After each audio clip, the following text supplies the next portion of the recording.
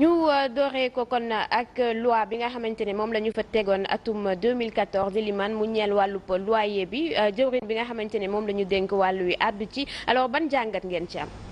jërëjëf soxna Khady. defe naa ne jàngat biñ ci am moom la ci Sénégalais yëpp am. mooy que daanaka état bi dañu mel ni ñu nekk ci désarroi. Désarroi pourquoi parce que bu ñu xoolee li ñu jël ci ay projet de loi ak loi yi ñu voté Sénégal pratiquement yu ci bëri dans l'application ça pose problème et c'est la même chose bi ñu jëlee loi bi en 2014 moi je faisais partie de la commission xëj na la ñu waroon a def avant ñuy teg loi bi moom la ñu deful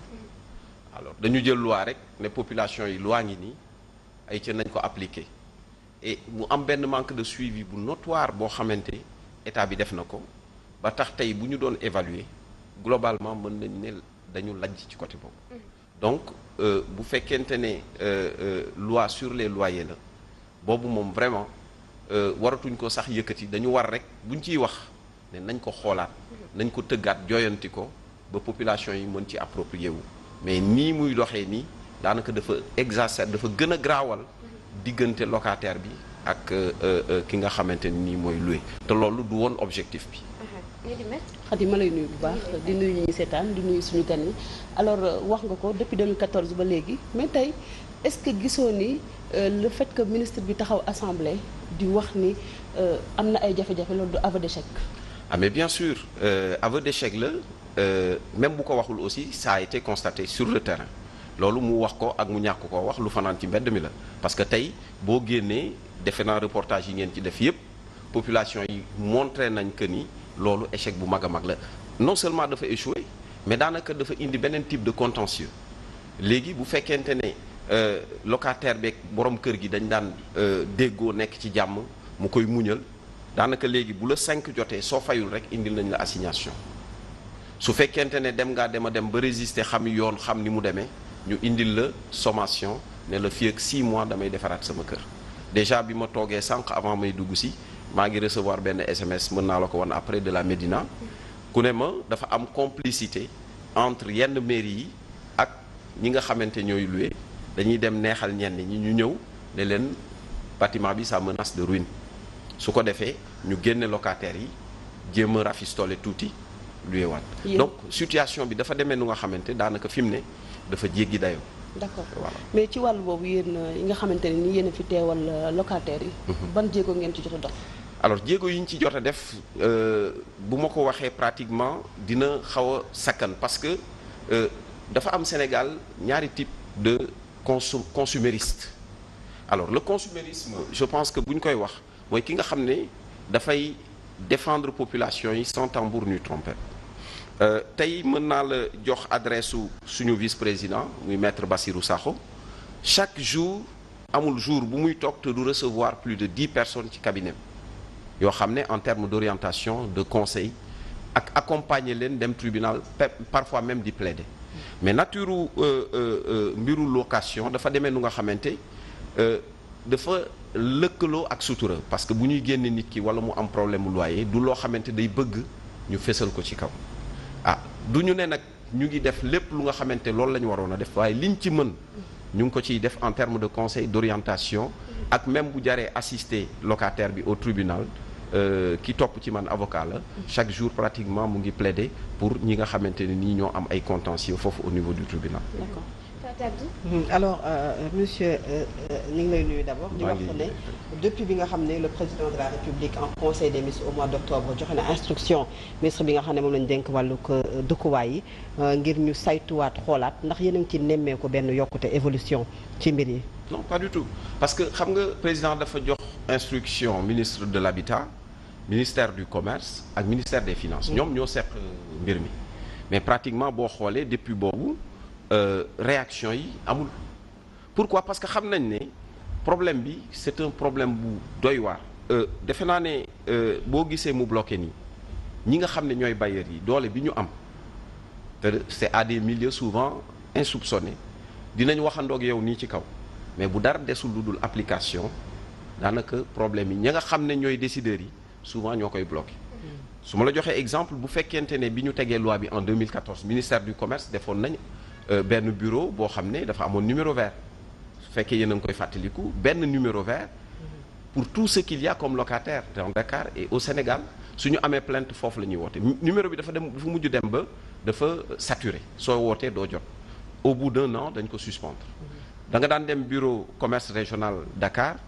wala nga ñëw ci association locataire ñu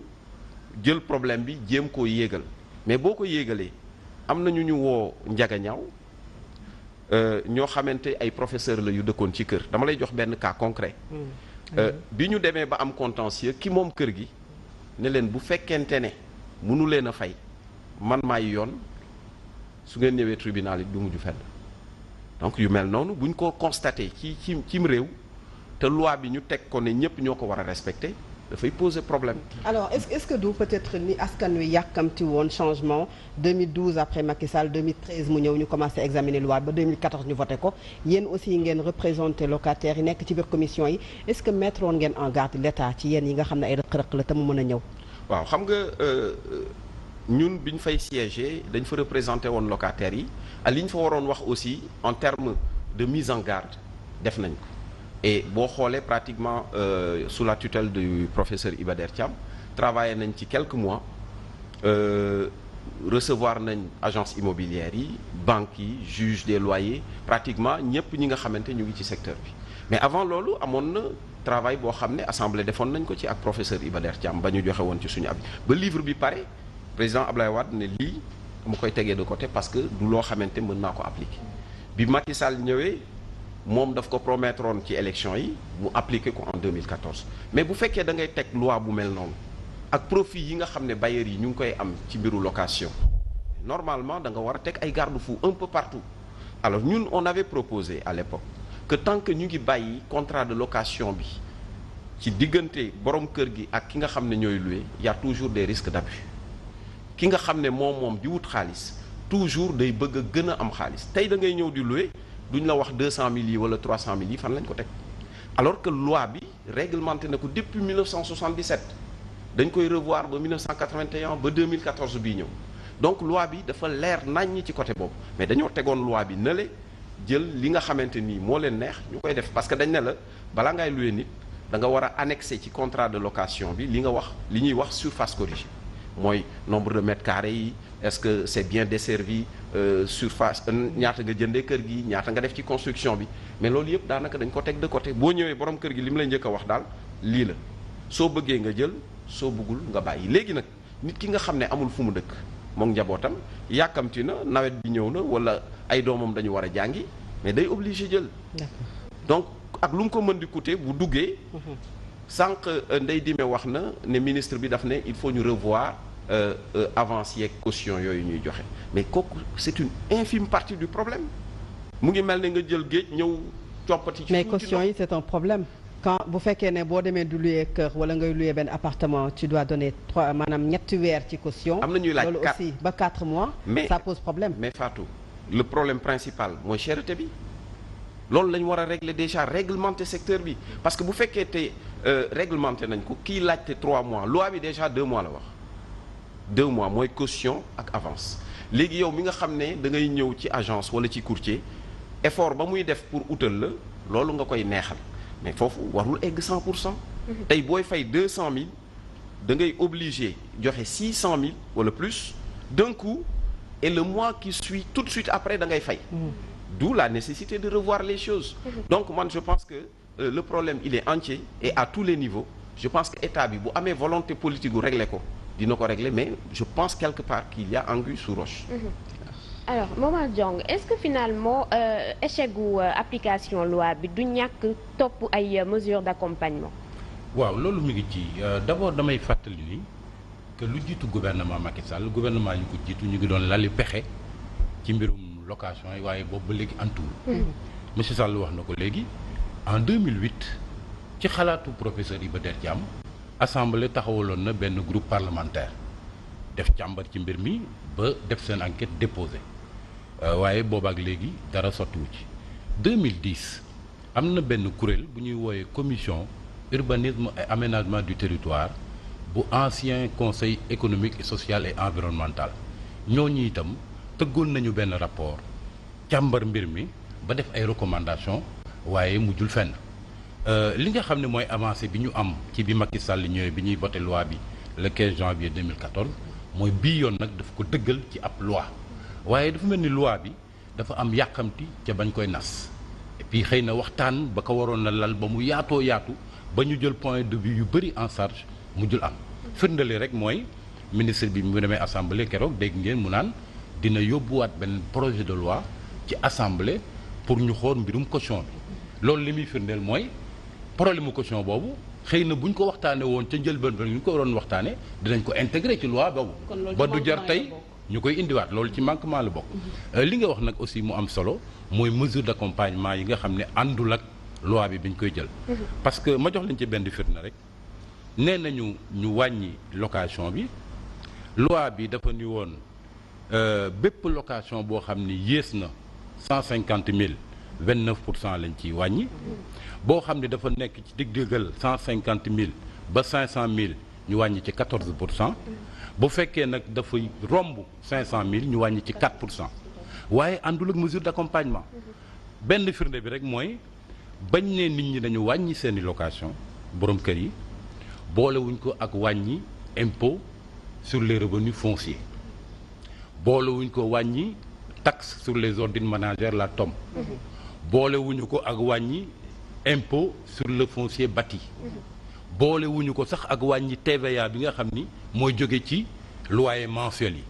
xam nga yooyu yëpp bu fekkee tegguloo ko borom kër gi bëggu koo wàññiloo ko coût location am dafay indi ay jafe-jafe loolu donc firnde la ni que vraiment ni ñu waroon waajalee loi bi waajalewuñ ko waxtaan yi ko waroon jiitu yaatu ba ñu jël yu point yu bëri intégré ko defuñu ko rax ci dolli amul woon ay mesures d'accompagnement. kon mënuñu incriminer à 100% les bailleurs. Bon enfin les bailleurs xam nga location mbirum privé la nag.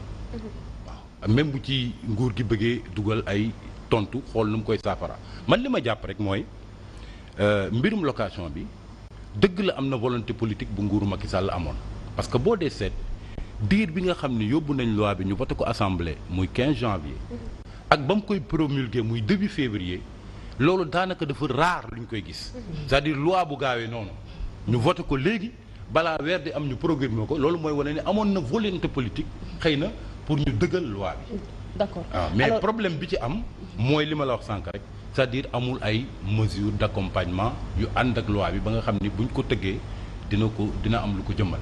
donc loolu moo indi problème yi ci am. alors tey est-ce que mënuñu wax ni politique laxasu na ci parce que président de la république bu ñuy fàttalikoo bi muy wàññi location bi waxoon na ni gën a améliorer pouvoir d'achat des sénégalais moo taxoon. waaw ba ko Alioune Sarr boobu jamono moo nekkoon ministre du commerce yóbbu assemblée pour di fa défendre loi bi. dafa ni woon li nga xam ne moom la ñuy sàkkute comme wàññite ci loyer bi ci dina jur ci koom-koom 122 milliards ñaar fukki milliards ak. téeméer ak ñaar fukki milliards ak ñaar yoo xam ni day yokk ci gafaga ñi nga xam ni mooy locataires yi ñu koy wàññi. xam nga donc jógoon nañu pour soulager le pouvoir d'achat des Sénégalais.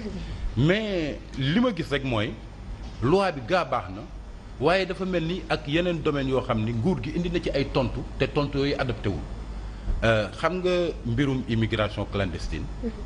am na ay jamono ñu lëkkaloog européens yi. mooy pays yi nga xam ni ñoo féete tugal créer li ñuy wax Frontex waaye defe naa amul lu mu wàññi lu bëri ci mbirum immigration clandestine bu barki démb yow njaay li fi xew gis ngeen ni itam ndóol gi gouvernement bi tontu bi mu ci indi woon mooy lu mel ni bourse de sécurité familiale waaye bourse de sécurité familiale wàññiwul ndóol mi parce que taxul ñañu ko jagleel wàññeeku au contraire année bu nekk dañuy yokku te nguur gi amul gafaga woo xam ni yaatu na ba mën a jël ñëpp en charge donc au lieu que mu indi une réponse économique à la pauvreté dafa indi woon une réponse sociale ba tey réponse boobu adapté wul lu ni mel nag laa gis ci mbirum location bi li ma jàpp mooy du solution conjoncturelle moo koy régler solution structurelle moo koy régler li ma jàpp mooy solution structurelle mooy bu fekkee yaatal nañu lu mel ni autoroute bi mu génn Dakar ak lu mu gën a sori nit ñi mën a dem dëkk en dehors de Dakar ci ay njëkk yu yomb muy benn ñaareel bi ñu ànd koog nag régime de transport bu baax boo xam ni foo mën a dëkk ak lu mu sori sori Dakar même bu fekkee fi ngay liggéeyee boo jógee sa kër mën a ñëw liggéey ci waxtu boole ko itam ak programme de logements sociaux yi nag boobu ba léegi état bi nee na da ciy jóg waaye li ma jàpp mooy kuréel yi nga xam ni sax ñoo ci waroon a taxaw lu ci mel ni SICAP wala lu ci mel ni HLM dafa mel ni dañoo lajj li ko waral nag ñaar la benn bi ñoom seen wàllu bopp amatuñu assiette foncière bu yaatu bu nu mën a tabaxee firnde li mooy gis ngeen HLM Fass ak ni mu xate HLM ma ngi fay ut benn bërëb bu gàtt pour di fa tabax ay immeuble parce que amatul suuf muy benn ñaareel bi bu ñu amee suuf sax ba tabax lañ koy joxe nit ñi dina diis goo xam ni ku amul koom doo ci xaj dama jàpp ni sax tur woowu ñu naan habitation à loyer modéré war nañ koo soppi ci HLM. parce que amatul habitation à loyer modéré. ci mbirum alors bu ñu la déggee mën nañu wax ne 2014 à 2019 5 ans. dafay yeex pour njiitu réew mi joxe instruction pour ñu gën a baral suñu loxo wala boog pour jëwriñ ñi soppi ni nga xam ne moom la ñu yoree mbiru loyer bi. dañuy jubbanti daal taxawaay bi. taxawaay bi mooy ministre Abdou Karim Fofana wax na ko keroog fekk lu jiitu loolu conseil des ministres bi amoon le 30 octobre. gis nañ président de la république yëkkatiwaat ci kàddu.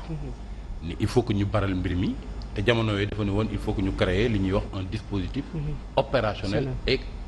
consensuel. boobu temps sax amoon nañ kumpa ci lan mooy dispositif opérationnel et conventionnel waaye keroog bi Abdou Karim Fofana jaaree assemblée gën nañ ci am firnde ni que li mu bëgg a wax foofu mooy commission boobu ñuy wax observatoire de l'immobilier xëy na bu ñu ko créer ñu mel ni monsieur Sall nekk ci ak ñeneen ñu seen xam-xam màcc te ñu jël aspect yëpp en question. alors mooy 2014 loi boobu ñu wax ci mbirum caution bi aussi ñu gaaw voté ko. est-ce que état bi am na volonté pour résoudre le problème bu ñu toogee diir bu mu am ñu door a évaluer door a wax dispositif opérationnel ak consensuel bi nga xam ne bëgg nañ ko teg. waaw yaakaar naa ni xëy na bi ñu ko appliqué en 2014 dem diir rek 1 an gis jafe-jafe yi mu jur ak surtout contentieux yi mu jur. contentieux de ñaari nature. benn bi da ngay gis ku ni man du ma yokk wala mu jàppante ki muy luye di ko menacer expulsion dossier yooyu yiñ ci am ci tribunal kenn xamul nu mu toll donc bi ñu ko tëralee rek daw tuuti waroon nañ xayma ni am ni ay problème surtout que nag ñu mel ni monsieur Sall mii ñu ngi doon alerter di wax jafe-jafe yi nga xam ni moom la jur waaye tey dafa toll foo xam ni mënuñu ko bañ a régler li tax ma yaakaar ni sax solution structurelle moo koy régler mooy loolu il faut que ñu yokk logements sociaux yi nit ñi ñu lu gën a sori Dakar mën faa dëkk mën faa xëy si liggéey sans problème parce que dafa am benn étude boo xam ni agence nationale de la démographie et de la statistique moo ko defoon en 2012. Tout à fait. ni téeméeru sénégalais yoo jël 20% yi maanaam ñaar fukk yi ñi ngi dëkkee Dakar ak banlieue 20% c'est-à-dire 1/5 de la population du Sénégal ñu toll ci 16 millions ñi ngi dëkk Dakar ak banlieue te 20% yooyu juróom fukki yeeg benn yu tombal juróom benn ñëpp ay ménage la yoo xam ne ay locataires lañu xam nga donc boo dee xool bërëb bi ñu dëkkee dafa tuuti ñi ko bëgg bëri ñi fi nekk locataire bëri donc problème bi du ay problème nii moo koy régler ay kii structurel conjoncturel da nga koy régler de façon structurelle. Je pense que délocalisation bi yamul rek ci li nga xam ne mooy dëkkuwaay mais structure infrastructure yi également ak li nga xam ne mooy entreprise yi li tax nit ñi bu ñu dëkkee sax fu sori jam ñaajo am fa entreprise boo xam ne foofu la ñuy liggéeyee. voilà surtout que léegi gouvernement bi jógte na ci créer benn pôle urbain. jam ñaajo jël nañu ay experts ministériels yóbbu fa aéroport Ndiass gis nañ léegi ni nga xam ni noonu la valoriser zone boobu. defe naa léegi dëkk sax fu sori Dakar waratul nekk gàllankoor ci nit. parce que des fois boo xëyee sax dëkk lu sori Dakar la ngay soxla xëy na boo yemee jam ñaajo lijjanti ko. donc loolu li mu wund rek mooy li ma wax sànq rek. solution structurelle. solution structurelle bi mooy yokk autoroute bi ba dem beeg dikk bi yomb. yombal transport bi ba dem beeg dikk bi yomb. fexe itam ba soobu bu baax ci programme de logement sociaux. parce que loolu rek moo ci mën a génne Sénégalais yi bu dul loolu ça aura toujours des problèmes. tey loi bu soxal location la ñuy waxtaanee mais d'habitude gis nañu loi yu bëri yoo xamante ni tamit day indi problème indi coow benn loi muy loi fonction publique locale depuis 6 ans ba léegi si tamit travailleurs yi nga xamante ni nii ñoo nekk ci collectivité locale yi ñu ngi xaar lan mooy problème mu suñu gouvernants yi soxal yenn loi yi nga xamante ne nii dañu koy voté ba pare dañu ko appliquer. appliquer loi problème boobu rek la ñu am. gis nga lu mel dem sax ci diggante locataire ak bailleur am na benn loi sax bu ñuy créé woon en 1981 boo xam ne li ko tax a jóg du dara dul daan ab bailleur boo xam ne jaarul ci yoon wala muy fitnaal locataire am loi bi ñu ngi ko voté woon en juin 81. loi bi lan lañ ci defoon dañ ci defoon ni bu fekkee bailleur teggi na yoon par rapport ak locataire dinañ ko daan ci lu tolloog 2 ba juróom benn weeru kaso benn ñaareel bi dinañu ko amende ci lu mën a yegg ci 1,6 million ñetteel bi dina rembourser sax locataire bi nga xam ni jël na àq ci moom te jaaduwul donc loi yaa ngi fi mais li ci des rek mooy jëfe ko léegi loi bii nag yi ñuy gis nit ñi dañuy dem di yéeg a ko wàcc tribunal des fois da ngay gis sax ku leen wax ni man loolu jaraluma ko waaw mais nit ñi aussi il faut que ñu xam nag nii bu fekkee ñu mel ni monsieur Sall dañu fee nekk di jël seen temps di jël seen kaddu booleeg seen i yëngu-yëngu bopp pour di leen toogal il faut que askan bi itam mën a jógal boppam ci yenn dossiers yi. bëgg naa nga indi ma foofu rek association consumériste baax na lool. li ñuy wax itam baax na lool. waaye nag il faut que ñu askan wi gunge leen ci. bu ko defee ñoom dañuy gën a ñeme ci li ñu jëm. te defe naa mbooloo mu taxaw. ni kat dañuy kaas suñu droit ba ñu jaarale ko ci yoon. defe naa moo ëpp fuuf mën a yegg ak nu mu mën a influencer ñiy gouverner ak ñiy càmbar que ay association consumériste rek yoo xam ni dañuy xaw a wéet lool ci seen combat bi. yaa ngi wax loi appliquer rek mooy solution bi mais maa ngi lay junj léegi loi fonction publique locale ñu gis des fois ay rëq-rëq ay ndëngte yu ci am ak yéex a appliquer loi yooyu lan fan la problème di nekk en général. waaw problème bi mooy volonté politique ki nga xam ni moo sooke loi bi moo xam mi député bi ko def muy proposition de loi mu yóbbu ko ci assemblée ñu voté ko. moo xam gouvernement bi ko def projet de loi jël yóbbu gouvernement ñooñu yóbbu assemblée càmbar ko voté ko mais ñooñu kenn waroon jiitu ci appliquer loi c'est-à-dire bu volonté politique bi amee rek lu bëri dafay yomb ci appliquer loi te souvent li gàllankoor loi bi surtout lu jëm ci gouvernement bi bu fekkee dafay laaj génne koppar dañ ci dul sawar lool gis ngeen boobu ba léegi ñu mel ni syndicat jàngalekat yi ñu ngi laaj ñu réviser le régime indemnitaire gis ngeen ni itam saa su ne ñu rappeler ni que seen acte administratif yi duñ ko jot parce que loolu tout simplement bu ko gouvernement bi baralee dafay laaj ci moom mu génn ci enseignant boo xam ne am na yokkute ci carrière am koppar goo xam ne méngoo naag avancement ba mu am nga teg ko ca la mu daan am bu fekkee nag dafa leen di jural ñoom lu ñu laale seen gafaga duñ ci sawar donc looloo waral yenn loi yi di xaw a taggatémbe par rapport ak application. alors Elimane Momar mu ngi koy wax léegi souvent yéen da ngeen di wéet ci seen combat mais est-ce que réellement locataires yi ils sont conscients que teg nañu fi ay loi yoo xamante ne daf leen di jàppale sachant que yenn bailleurs yi des fois dañuy teg ay subterfuge pour génne locataires yi ci anam yu dëppoowul ak yoon. j'avoue que locataires yi ñu ci bëri nag xamuñu lan mooy seen droit par rapport ak. parce que problème mu location boo gisee mu bëri. ñu bëri ñu ciy yëngu parfois même bailleurs yi xamuñ yan loi moo régir secteur boobu ñi ko xam bëriwuñ parce que droit la te droit dafa sew te xóot et mooy waral nga gis benn locataire boo xam ne mën nañ ko signéloo contrat boo xam ne daf koy engagé te xamul sax clause yi nekk ci biir donc loolu benn fait la beneen bi mooy encadrement loyer loi def na ko mais dañoo jël loi tege ko nale ne tant que locataire bi mu ngi dem contracter directement ak bailleur bi loi day taxaw seetaan la ngeen signé loi da ciy d'accord ànd ceeg yéen tant que problème amul ba ngeen dem tribunal loi du intervenir donc foofu tim dafay poser problème pourquoi parce que gis nañ ñun dans nos interventions yu bare yoo xam ne locataire bi bu jotee kayitu huissier rek day tiit déjà day gaaw defar ay bagage am daw wala mu yaakaar ne dañuy ñëw saisir ay bagage am foofu tim ma lancé fa benn appel parce que huissier c'est vrai liggéeyam lay def mais da ngay ñëw tey Fatou Abdou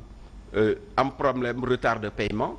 ma dem ci huissier ne ko Fatou Abdou fayu ma moom du ñëw laaj Fatou Abdou day bind rek jox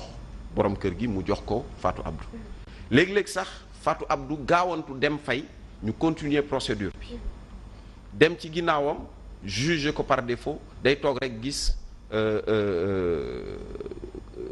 ñu indil ko kayitu expulsion mu war a génn te moom de bonne foi fay na ba pare donc dafa bëri comme ni nga ko waxee ay subterfuge boo xoolee loi bi pratiquement subterfuge la ñu utiliser pour contourner ko parce que ñoom déjà ni ko Momar waxee loi bi ba muy juddu rek la borom kër yi jóg ne ñun du ñu tabax suñu kër ba pare ñu ñuy tordre le bras pour di ñu ko wàññiloo donc bu fekkonte ne waxtaanee nañ ko jël le temps qu'il faut expliquer leen les tenants et les aboutissants parce que boo xoolee location bi ñu koy wàññi noonu mais cheroon na ba jéggi dayoo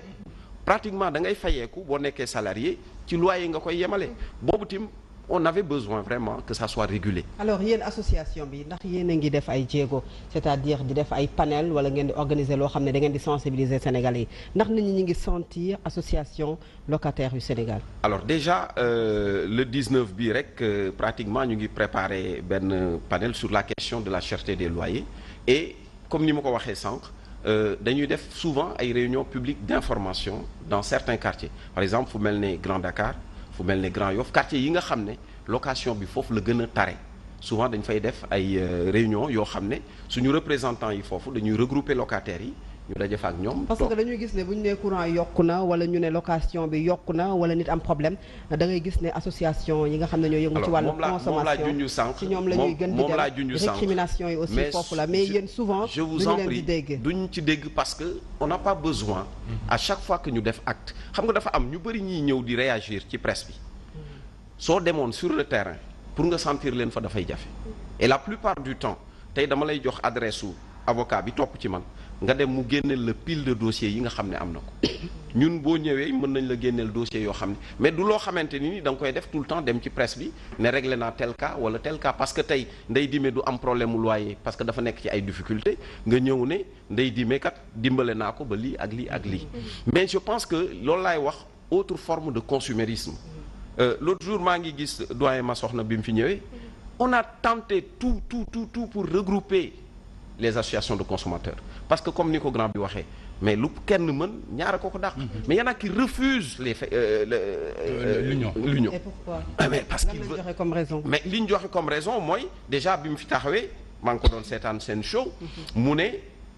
yi gën a mag ci Sénégal bokkuñu ci je me demande lan mooy association bu mag ñan nit ngeen di gis régulièrement ñu naan association de consommateurs ban mbooloo moo topp ci donc duñ ko mesurer en termes de association bu mag ak bu ndaw déjà fédération bi ñu am 10 associations de consommateurs ñu ngi ci. alors c'est des efforts chiffres yi pour cette année 2019 récrimination yi ñaata la toll. ñi nga xam ne dañu am problème di ñëw ci yéen. je ne m'avancerai voilà ci ñun wala en 2018 si vous n'avez pas encore fait le calcul pour 2019 ci ñun je peux avancer des chiffres mais du ma aventurer wu mukk di wax ne taux bi parce que tey doon nañ fi wax ne taux d'application wu bees bi egg na ci 94%. alors que c'était faux. déjà amul woon enquête depuis bés bi ANSD defuñu enquête pour xam réellement taux d'exécution bi mais avancé nañ quand même ba induire les autorités en erreur parce que dañu dem ba assemblée ne la baisse est appliquée jusqu'à plus de 90%. et tey lii ñuy wax ni weddi na loolu nga xam ne ñun dañ ko daan weddi à chaque fois bu demee par média interposé dañuy taxaw ne c'est pas vrai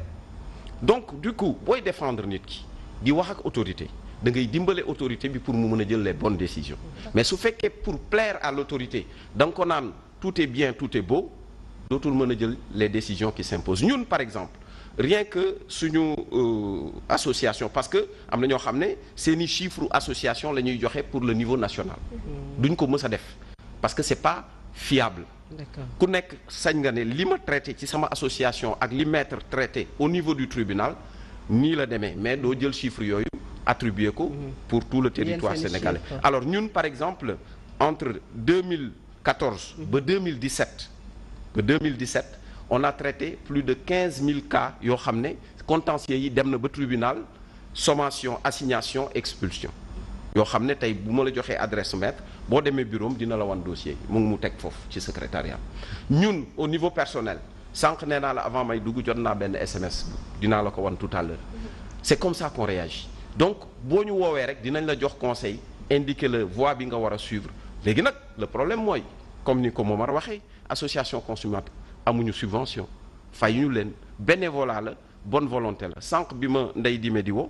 maa ngi salle de cours di def cours donc sa liggéey ngay bàyyi parfois def un don de soi sans tambour ni trompette d'ailleurs bu fekkee yaa ngi liggéey souvent di nga am ay contraintes parce que parfois di nga bàyyi sa liggéey dem def ko mais yaa jël engagement bi il faut nga respecter ko. d'accord li ma ci bëgg a yokk rek ngeen baal ma ci loolu ci ñi ma ko ñeme wax c'est que sénégalais yi rek dafa nekk nag aussi ñoo xam ne dañoo xaw a bëgg sutura lool léeg-léeg sax rëy nga koy tudde parce que duñu bëgg dem ci yoon ci mbirum location loo xam ni vraiment dañ koy bëgg a gérer ci sutura boo leen woowee itam ci ñu fësal seen kaddu bañ a boole àndute ci yenn yokk-yokk yi ñu yokk da ngay gis sénégalais yi daal dafa bëgg sax trop ba nga xam ne da koy jaral sax moom mu làmb ci poosam dem ci sutura def ko loolooy waral yenn xeex yi duñ ko mën alors que dëkk bu mel ni Soudan gis ngeen yokkute gu ndaw gu ñu def ci mbirum mburu mi rek moo indi ku mel ni Omar al-Bashir nguuram daanu réew yu bëri itam dinañ gis ni que seen koom-koom am takku na ña fay nekk macha allah am na lu ñu téye waaye am na loo xam ne bu ñu leen ko daree teg ñu taxaw xeex ko mais sénégalais yi nag dañuy bàyyi trop association consumériste yi ñu wéet ci loo xam ne quand même ça les concerne. d'accord Elimane sànq rek Momar mi ngi koy wax ANSD 2012 wax nañu ni 51,3% su ma juumulee ay ménages yoo xamante ni location moo leen soxal alors tey gis nañu ni problème bi Dakar la gën a méttee mais est-ce que yéen tamit yéen a ngi jot ay écho ci région yi ni foofu it location bi cher na fa. waaw ci région yi déjà maa ngi nuyu Alioune Cissé bi nekk Mbour déjà am na problème. Kédougou am na problème parce que côté Sabadola ak mines yi ñuy exploité foofu location bi cher na fa trop Saint-Louis bokk na ci secteurs yi cher éventuellement Kaolack am na tuuti mais région yooyu daal principalement fa la ñu am des représentants yoo xam ne ñu ngi ñu fay teewal di ñu jox defal ay feedback régulièrement et foofu fu mel ne Kédougou par exemple léegi dafay rivaliser presque ak Dakar parce que pour am fa 2 chambres salon suñu ki ñu fa nekkal nee na il faut débourser entre 125 jëm 150 000 xam nga loolu cher na ci Kédougou d'où la nécessité pour l'État de parce que Momar wax na ko sànq activité privée la commerciale mais dañ ko war a réglementer ku nekk gis ci boppam parce que man je dis que mu tuuti tey teew moo gën mu bëri te doo ci jot et cherté bi mooy waral kaw contentieux yi di multiplier wu à n'en plus finir je pense que bu ñu ko defee de façon raisonnable ku nekk di nga mën a teg ci sa gafaka tuuti pour mën a jënd ci logements sociaux yooyu ñuy wax. de manière raisonnable bu ñu ko déggee mooy lan c'est-à-dire boo gisee Dakar ñun les appartements 2 chambres salon dans certaines localités c'est 300 000 wala 350 000 lan la war a toll maanaam foofu noonu. loolu boo jëlee tey Yoff wala nga jël tey Nord Foire. mu doon ay quartiers yoo xamante ne proposition yu ñu defoon pour ay prix de référence yi obstacle bi moo nekkoon bu ñu nee fu mel ne Guédiawaye 2 chambres salon warul dépasser 100 000 francs par exemple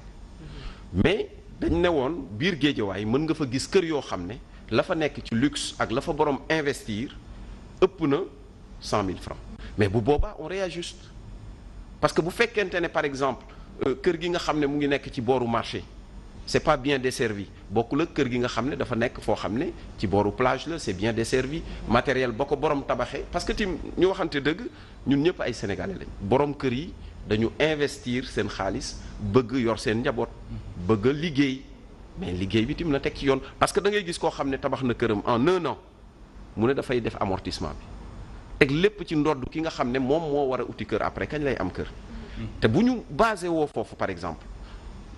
Momar wax na ko sànq matériel bi cher na ciment cher na déjà yokk nañ ko ne dañuy financer les logements sociaux j'en doute mais bu fekkente ne loolu yëpp da nga koo da nga ci tenir compte bu ñu demee ci quartier yi gën a yàgg Dakar tey ñoo gën a cher te pourtant ñooñu amortir nañ bu yàgg donc d'où la nécessité kii soog a tabax mën nañ ko accompagner defal ko yenn facilités yi ki nga xam ne amortir na bu yàgg ñu imposer ko mu wàññi parce que jot na la mu ko defee woon tey da ngay dëkk ci kër di tabaxal borom muy yëkkati rek. donc il faut que man secteur boobu je pense que état bu amee volonté politique comme ni ko Momar waxee dina ko régler mais lii problème bi nag mooy bëri na ci ñoom ñoo xam ne nañ ko wax da dee ñoom moom kër yeeg. mais est-ce que des fois du ngeen taseeg yenn locataires yoo xamante ne ni ñoom du ñu bëgg topp mbiri ba mu sës. mais bëri na et d'ailleurs c'est la majorité tey da ngay war a ñëw liggéey ci Sen TV nga dem audience ñu leen la reporté nañ ko fekk nga waroon am reportage wala nga war a nekk à l'antenne mais doo mën dem tribunal. léeg-léeg dañ lay juger par défaut ne da ngaa bañ a fay moo tax ñëwoo ñu expulsé la da ngay toog rek jot ordonnance d'expulsion te bu boobaa référé sur difficulté rek moom moo ci des te da ngay fay huissier bi bon am na ñoo xam ne pratiquement huissier yi rek la ñuy liggéeyal parce que boo fekkente ne expulsé nañ la ba ñëw pour génne si la am nga droit demander référé sur difficulté bu boobaa da ngay fay huissier bi mu annuler procédure bi ñu relancer waat ko mais yooyu yëpp c'est de l'argent sur le dos du plus faible donc encore une fois ñun waxuñ nañ teg kenn injustice mais nañ ko réglementer bu ku nekk gis ci boppam de telle sorte que salarié bi muy commerçant bi ku nekk mën a épargner dara pour mën plus tard nga am sa këru bopp. alors pour wax ci leneen Momar Diong gis nañu ni Senelec gis nañ ñaari point yoo xamante ne dañ ko fi teg c'est-à-dire nee nañu ko dañu am surproduction bay jaay courant yeneen i réew ñu ñëwaat encore ñu ne que def nañ bénéfice 25 milliards à côté ñu ne que dañuy yokk njëgu courant bi est-ce que c'est pas contradictoire en tout cas des Sénégalais yi defe naa kenn xaarul woon ñu yokk courant bi li ko waral mooy gis nañ ki nga xam ne tey moo nekk ministre de l'énergie et des hydrocarbures jamono yi mu nekk directeur général de la Senelec ni woon xalaat nañu leneen lu ne ba mu def ci yokk courant bi ki ko fi wuutu itam bi mu ñëwee jël lenge yi moom it dafa ne gongo wax dëgg yàlla yokk courant moom bu ñu ko wàññiwul duñ ko yokk moo tax sénégalais yi yokk courant bi ne mbetteel ci ñoom metti lool ci ñoom waaye ñi nga xam ne nag taxawoon nañu am taxaw seetlu xamoon nañ ni ay li yéwén yokk gi xëy na mënta bañ a ñàkk li tax mënta bañ a ñàkk mooy gis nañ ay mission FMI ak Banque mondiale yu fi ñëw ay yoonu yoon ni état bi nii ngeen dëkkee mënut a wéy yéen a ngi def loo xam ni mënu leen ko waaye boobu daf fekk ñu dëgmal élection ba nga xam ni Macky Sall mi nga xam ni mi ngi doon yootu deuxième mandat bëggul dégg ko wax yokk dara ak ci lu mu mën a ne ba nga xam ni vérité des prix appliqué guñ ko woon état bi daan jël ci gafagaam koppar daan ko jox Senelec di ko subventionné muy compensation yi état bi nag dafa dem ba loof ci loolu mënatu ko moo tax bi nga xamee ni Macky Sall sénégalais yi feddali nañ ko waat seen confiance xëy na ñu bëri am nañ ci mbetteel parce que boobaak léegi gis nañ ni njëg yi dafay yokku d'abord njëkkee ci mbirum carburant bi yokkoon nañu fukk ak ñaar ci gasoil bi yokk fukk ak juróom benn ci essence bi gis nañ ni tonne ciment bi junni yokku na ci gis nañ ci ginnaaw coow lu fi amoon entre importateurs yi ak douane mi ni woon dafay yëkkatiwaat valeur douanière bu ko defee mu am njeexital ca ñoom liñ fi indi di ko jaayat askan bi mu am njeexital en définitive ci askan bi gis nañ ni même njëgu mburu mi yokku nañ ko de façon indirecte parce que am na nuñ ko taxawalee ba yokkute am na ci bu yàggul nag nga dégg ñu ni courant bi dina yokk téeméer bu ne juróom benn jàpp fukk dafay nekk loo xam ne dafay xaw a doy waar. alors yu mel nii bu amee est-ce que état amul feneen foo xamante ne mën na faa jëlee koppar gudul ci askan wi. président de la république defe naa am na wax ju ma waxoon joo xam ne bi nga ko waxee sénégalais yu bëri dañoo téye seen gémmiñ ne nekkati lii am na fi. nee na woon ci gémmiñu waxam. que ni entre 2012 ak 2017 defe naa 2019 at état bi utilisé na lu mat ñetti téeméer ak juróom-ñaari milliards ci dong ay oto. seen oto bopp. donc dama jàpp ni ci premier mandat bi géré wuñu réew mi comme un bon père de famille. parce que dafa am benn proverbe chinois bu ni bu fekkee da nga am beaucoup de moyens da ngay organiser waaye bu fekkee say moyens dafa néew tu t'organises maanaam da ngay xam ni kat yow sa gafa ga yaatuwul am na noo war a taxawee mais dafa mel ni premier mandat bi bëggoon deuxième mandat tax na état bi def ba def lu mu mënul. xam nga ñu koy wax sànq ci bourse de sécurité familiale dem na ba yegg ay 300 milliards gis nañ ni état bi itam ni mu téye woon prix yi rek fixé ko ci benn place mu jaral ko muy làmb ci gafagaam di subventionné ak leneen ak xaalis bi nga xam ne dugal nañ ko ci yenn projet yoo xam ni sénégalais yi dañ naan waa mais projet bi ban njeexital la mën a am xaalis bi ñu ci dugal est-ce que xajul woon ci beneen wàll lu ci mel ni TER lu ci mel ni BRT bi ñuy lancé bu yàggul et cetera donc ni état bi géré surtout ci ay fonds propres ci ay projets yoo xam ni c'était pas productif automatiquement c'est-à-dire amul koom bu ci mën a génne ci tàng-tàng bi donc dafa doon ay problème ba nga xam ne gafaga état bi xaw na sax le secteur social lu mel ne lu nekk ci ébullition maanaam ñu gis waa SAES ñu ngi menacé ne dañuy paralyser li nga xam ne mooy système éducatif maanaam université yi SUDES ESR gis nañu 24 heures de grève d'avertissement mais également 24 heures exigé libération ki nga xam ne moom mooy Babacar Diop gis fi FGTS yuy menacé ne dañuy banque seen loxo gis également li nga xam ne mooy yokkute courant bi loolu bu dalee état lan moo ko waral ak lan mooy solution bi. li ma jàpp ba jàpp mooy ku mel ni moom Macky Sall umpaliwul woon ni que at yi nga xam ne mooy tegu ci deuxième mandat yi dina nekk at bu jafe at yu jafe-jafe man bokk naa sax ci ñi nga xam ne bi mu yëkkatee loxoom tàllal ko opposition bi ne nañu waxtaan ma ni woon jamono yooyu xaw ma de lan la ci wund ci wàllu politique waaye li ma biir ba biir mooy waxtaan wi muy waxtaan ak opposition bi daf ko bëgg a utiliser comme loolu tubaab naan amortisseur social. xam na ni peut-être dinañ jëm ci ay jafe-jafe waaye bu boobaa nañu fexe ba politiciens yi du ñu lëkkaloog front social bi ba indil ko ay jafe-jafe te mel na ni loolu itam réussir na ko boobu ba léegi parce que li coow li di bëri yëpp ak sénégalais jafe-jafe yi ñuy dund déggoo ci woy politique ya ña nga na leen di dañuy dialogue seen dialogue loolu tamit jaaxal na nit ñi maanaam mutisme politique yi ci li nga xam ne moom la askan wi di jàmbat jamono parce que Macky moo réussir coup-am ci wàllu woowu c'est-à-dire fexe ba fi mu ne tàggalee ko am ci front social bi ak woy politiciens tey ñan ngay dégg ñuy yëngu mooy ñooñu ñuy wax société civile ci lu leen di tuppee activiste ku ci mel ni plateforme aar li ñu bokk ak plateforme ñoo lànk bi nga xam ni feeñ na ci mbirum courant bi ñooñu ngay dégg ñuy yëngu waaye nag même bu fekkee ni fexe na ba couper jonction bi mënoon a am ci politiciens yi ak wàllu social bi bu mu umpalee ni nag ni fii nga xam ni fa lañ jëm dina saf ci moom. d'accord dégg naa keroog sax mu dajale cadre APR yi. di leen wax naan leen ça va tanguer en 2020. il faut s'apprêter à serrer la ceinture. parce que moom xam na ni ci jamono yu métti lañ jëm lu xam lu tax. gis nga lu jiitu lu nekk ci premier mandat am yépp bu fekkee travailleurs yi nga xam ni dañ daan jóg bokk ci justice di am lu ñuy ñaxtu seen bopp rek la jëm dañu mën nañoo wéet ci xeex bi. jàngalekat yi bu ñu jógee itam di xeex loo xam ne ci ñoom la jëm mën nañoo wéet seen xeex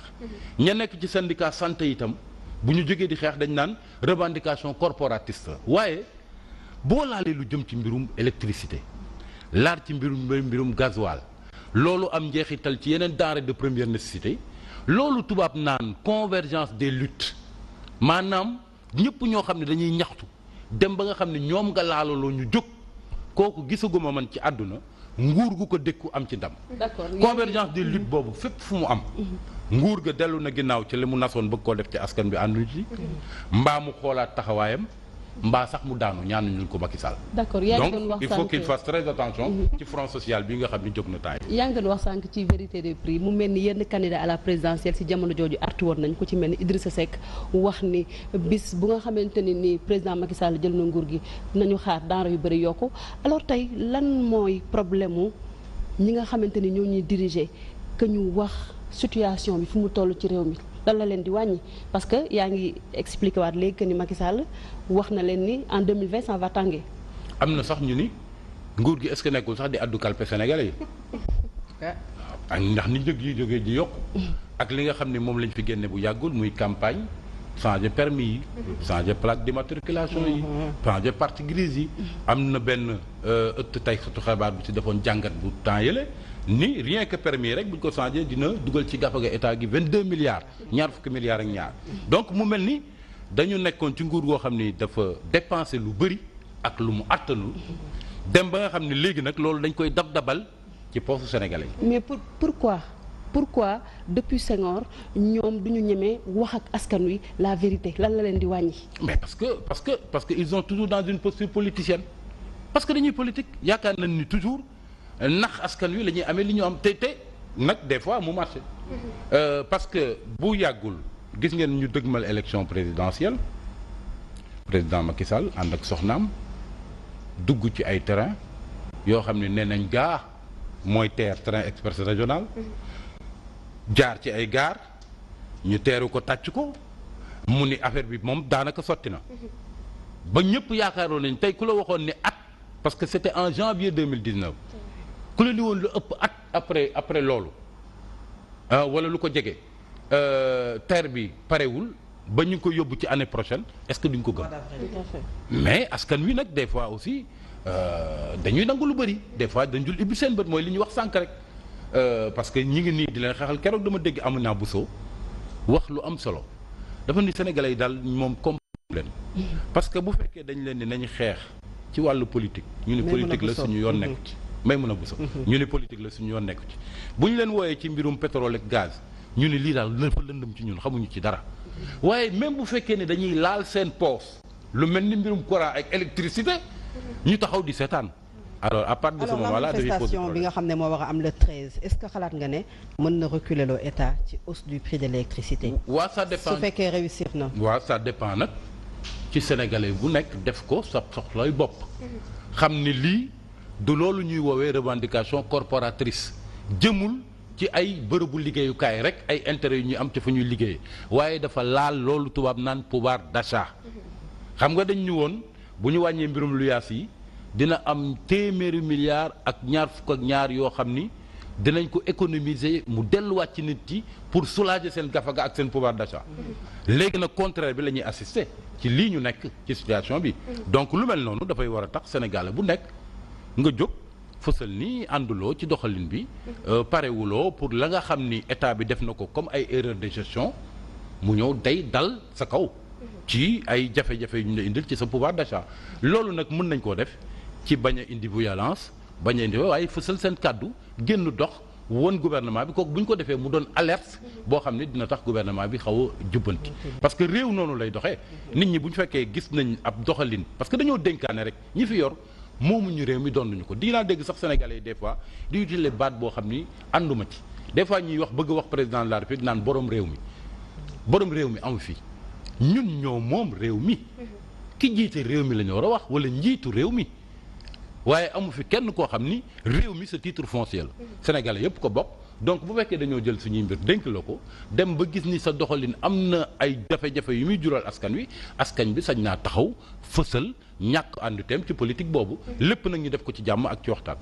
alors est-ce que au lieu de tibb ci gafa askan wi gouvernement bi mënuñu woon par exemple dissoudre yenn institution budgétivores yi wala yenn dépenses yi nga xamante ne ñoom ñu ngi koy def ci seen biir te daanaka amalu leen benn njëriñ ñu wàññi ko wala sax ñu dakkal ko. xam nga dafa am yoo xam ni sax dafay xaw a nuru kokkantal sénégalais yi parce que bu fekkee ci jamono jafe-jafe yii lañ naan sénégalais yi dañ leen yokkal ci courant bi 6 à 10% ci ginnaaw gi ñu yokk carburant. yokk prix ciment bi comme ni mu ko waxee ñoom seen wàllu bopp ñi nga xam ne ñoo ngànk nguur gi ñuy jiiñante ay détournement 600 millions yoo xam ne assemblée xëy na du ko doon jël di ko jox Moustapha Diakhaté boobu jamono mu nekk président groupe parlementaire pour lan entretenir permanence su Benno Bokk Yaakaar nga dégg bés bu ne ñuy waxante lu ne di tamante dëmm ci xaalis boo xam ni nañ ko waroon utiliser wuñ ko dafa mel ni luy kotkante sénégalais yi loolu nag defe naa baaxul ci réew surtout ci contexte bi nga xam ne njëg yaa ngi yokku barki Demba Ndiaye gis nañ gaal googu nga xam ni suux na fukk doom ak juróomu Sénégal bokk ci xam nga contexte bu mel noonu ak la nga waxoon jàngalekat yi signé ko ñoom siife ko muy ay accord defagoo ko waa syndicat SYTJUST ñi liggéey ci justice ërtal la fii waa syndicat santé ërtal la fii syndicat jàngalekat yi ërtal la fii yooyu yëpp ci loo digaale woo ñoom defoo ko nga dégg ñoom ñuy waxante seen biir ay xaalis boo xam ne jaar na fi ak jaar na fii dafay révolter sénégalais yi donc jot na nag ñoom ñu dul jëntiku xam ni que vraiment il est temps pour ñu. alors tey ñuy célébrer déclaration universelle des droits de l'homme alors tey ci àq ak yelleef doomu aadama fii ci Sénégal besoin primaire muy ndox gis nañu ñu ngi koy xañ ci ay grève ak yu ni mel alors tey boo doon jàngat tey besoin primaire yooyu fii ci Sénégal tey lan nga ci mën a wax. waaw xam nga souvent da ngay dégg ñuy wax droit de l'homme li ma seetlu mooy foofu sax dinaa ci ŋàññi tuuti organisation yi nga xam dañuy yëngu ci mbirum droit de l'homme dama seetlu ni du ñu fësal seen kàddu wane seen taxawaay lu dul bu fekkee ku am tur wala way politique la ñu salfaañe ay droit ci ñoom rek nga leen teg droit civil et politique waaye askan bi dafa am yeneen droit gis nga mbirum démocratie léegi dafa war a évoluer nekkul rek fal nit folli nit jamonoy élection wala processus électoral dafa nekk loolu ñuy wax démocratie sociale et économique c'est-à-dire li nga xam ni moom la askan wi di xaar mooy ña nga xam ni tànn nañ leen teg lañ ci bërëb ñu yore ay kuréel yore seen gafaga parce que alal gi moomuñu ko c'est askan wi ko moom loolu ñu fexe ba mu dellu si waat ci ñoom te loolu nag moo xaw a tumuraanke ci réew mi donc droit économique yi ak droit sociaux yi war nañ ci bàyyi xel ñi nga xam ni itam dama leen di considérer comme des personnes vulnérables ñu ci mel ni handicapé yi gis ngeen la loi d'orientation sociale boo xam ne voté woon nañ ko boobu ak léegi mooy li nga doon wax rek ba léegi jëfe ko ba moom mu am njeexital ci ñoom jafe na ak taalibe yi ñaata yoon fi wax lañ fi wax ni taalibe yi kat dinañ leen dindi ci mbedd mi yooyu itam ay droit la gis ngeen li xew ci biir prison yi donc droit yooyu nga xam ne ay droit sectoriel la gis nga itam mettital yi ñuy teg jigéen ñi bés bu nekk nga dégg mettital bu ñu teg jigéen yooyu ay droit la yoo xam ni organisation des droits de l'homme yi bu ñu yem rek ci way politique yi di défendre seen droit politique et social et civil nañu laal ci droit sectoriels yooyu nga xam ni day sectoriels yooyu nga xam ne dafay laal ay sénégalais yoo xam ni aajo woon nañ ñoom it ñu bàyyi xel ci seen i droit ak seen i yelleef. Malheureusement on nous fait signe que waxtu bi xoj nañu mais c'était un plaisir de vous avoir tous les deux ci plateau bi Elimane ñu bàyyi la nga tàggatoo. voilà jërëjëf maa ngi rafetlu invitation bi di remercier Grand Momar. di rafetlu vraiment seen show.